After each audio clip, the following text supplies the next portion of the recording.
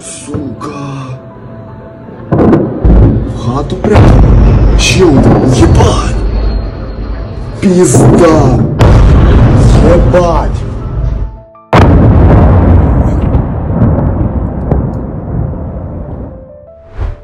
Setelah beberapa waktu lalu, Rusia dikejutkan oleh serangan yang disebut sebagai serangan jaring laba-laba, di mana drone yang masuk dengan truk tanpa diketahui menghancurkan banyak pesawat tempur Rusia. Tak lama setelahnya, janji Putin untuk membalasnya pun ia buktikan. Bukan hanya mengincar satu kota saja seperti Kiev, Rusia justru memilih untuk menargetkan hampir seluruh wilayah yang ada di Ukraina. Pihak berwenang Ukraina pun mengatakan Moskow menggunakan lebih dari 400 pesawat nirawak dan lebih dari 40 rudal balistik dalam waktu semalam. Hal yang kemudian membuat serangan itu menjadi eskalasi yang jauh lebih besar, yang seolah menjelaskan bahwa Ukraina nggak bisa main-main dengan Rusia saat menghancurkan 40 pesawat Rusia baru-baru ini. Bagi Putin, ini adalah pembalasan untuk serangan yang baru-baru ini dilakukan Ukraina, dan inilah eskalasi baru Rusia-Ukraina.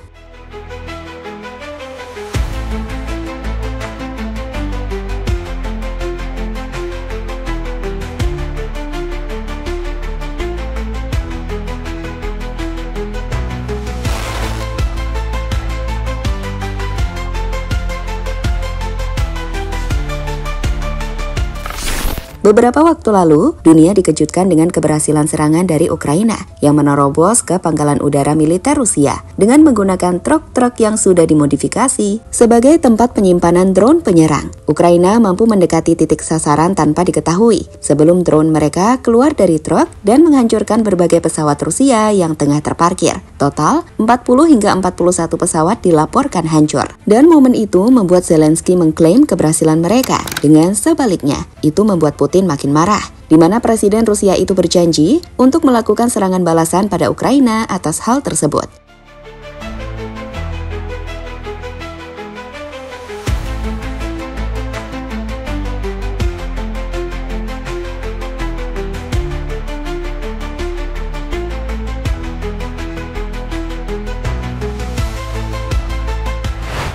Janji Putin untuk melakukan serangan balasan yang lebih besar pun akhirnya ia buktikan tak lama setelahnya saat ratusan drone dan rudal balistik ditembakkan dari Rusia secara bersamaan. Lihatlah bagaimana pergerakan drone dan serangan Rusia dilakukan. Sebuah serangan yang seolah ingin menghancurkan seluruh area di Ukraina. Serangan itu muncul dari berbagai titik dan menargetkan berbagai wilayah. Hal yang kemudian membuat Zelensky mengatakan jika Putin menargetkan semua tempat di Ukraina. Kota terbesar kedua di Ukraina, Kharkiv di timur laut yang terletak sekitar 30 km dari perbatasan Rusia, diguncang oleh setidaknya 40 ledakan pada dini hari Sabtu. Lihatlah bom yang berjatuhan di Kharkiv berikut ini. Sebuah gambaran mengerikan jika Rusia benar-benar punya kapasitas untuk menghancurkan satu kota. Bahkan bukan tidak mungkin menghancurkan seluruh wilayah di Ukraina secara bersamaan. Sebuah hal yang seharusnya membuat semuanya sadar, baik NATO, Zelensky, Amerika, dan Rusia, bahwa perundingan harus segera dilakukan karena eskalasi bisa saja makin besar dan kehancuran yang tak terbayangkan bisa saja terjadi.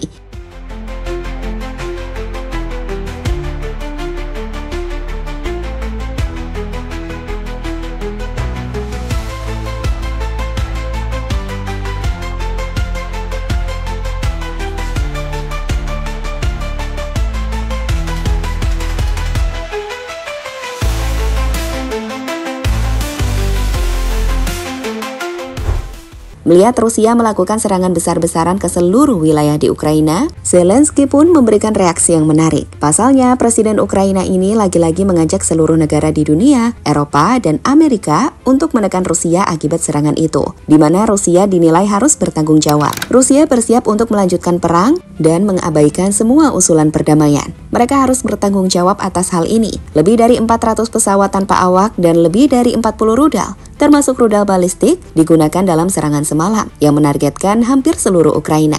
Kami telah melakukan banyak hal bersama dunia untuk memungkinkan Ukraina mempertahankan diri. Namun, sekaranglah saatnya Amerika, Eropa, dan semua orang di seluruh dunia dapat menghentikan perang ini bersama-sama dengan menekan Rusia, ujar Zelensky, sumber BBC.com. Menariknya, saat Zelensky menyuarakan jika Amerika harus menekan Rusia, Trump justru menyalahkan Zelensky atas serangan drone yang menghancurkan banyak pesawat Rusia baru-baru ini. Menurut Trump, Zelensky memberikan alasan kuat pada Putin untuk melakukan serangan besar ke Ukraina.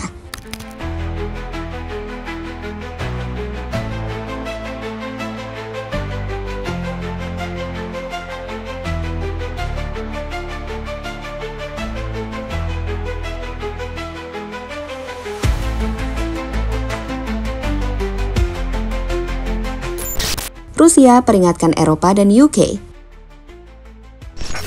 Хотя, кто знает, может быть, там по инерции еще и какие-то спецслужбы США участвуют, но британцы-то 100%.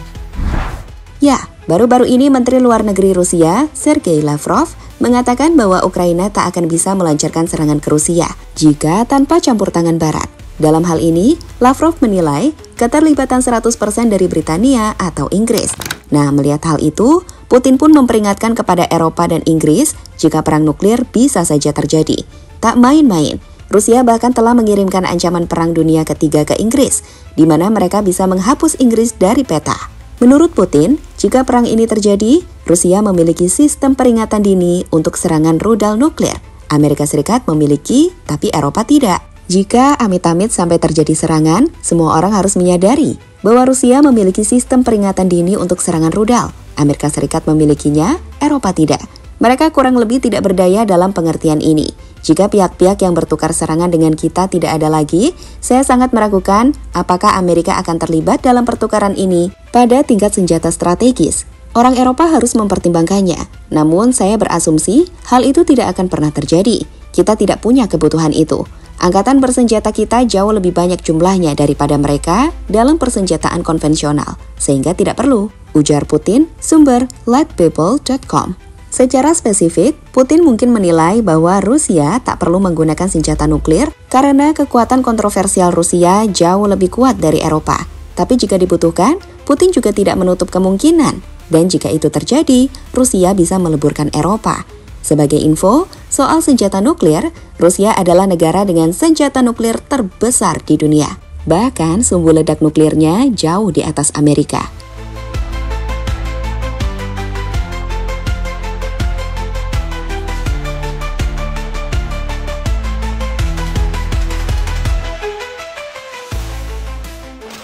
Rusia melawan NATO. Ini adalah peta NATO dan bagaimana satu persatu negara-negara di Eropa bergabung dengan mereka. Nah, bergabungnya banyak negara di Eropa ke NATO inilah yang kemudian membuat Rusia merasa terancam. Pertempuran Ukraina versus Rusia sendiri diprediksi tak akan berhenti jika Ukraina ngotot untuk gabung dengan NATO. Karena itu artinya Rusia dalam ancaman.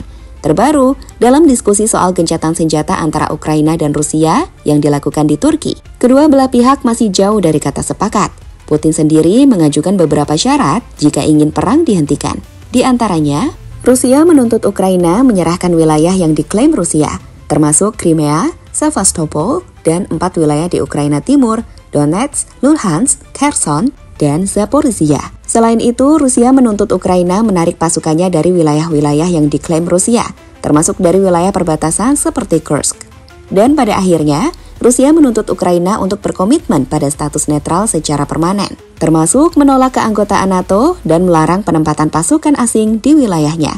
Sebenarnya masih ada syarat-syarat lain dari Rusia, seperti Ukraina harus mengadakan pemilu dalam waktu 100 hari setelah gencatan senjata, dengan presiden baru yang terpilih menandatangani perjanjian damai. Tapi pada intinya, Putin menekankan bahwa gencatan senjata harus mengatasi akar konflik, yang oleh Kremlin didefinisikan sebagai ekspansi NATO ke Eropa Timur, keberadaan pasukan Amerika Serikat dan NATO di wilayah tersebut, dan legitimasi pemerintah Ukraina saat ini. So, ini bukan hanya soal perang Rusia versus Ukraina, tapi lebih dari itu, ini adalah perang dingin antara Rusia dan NATO yang bisa meledak jika eskalasi terus membesar.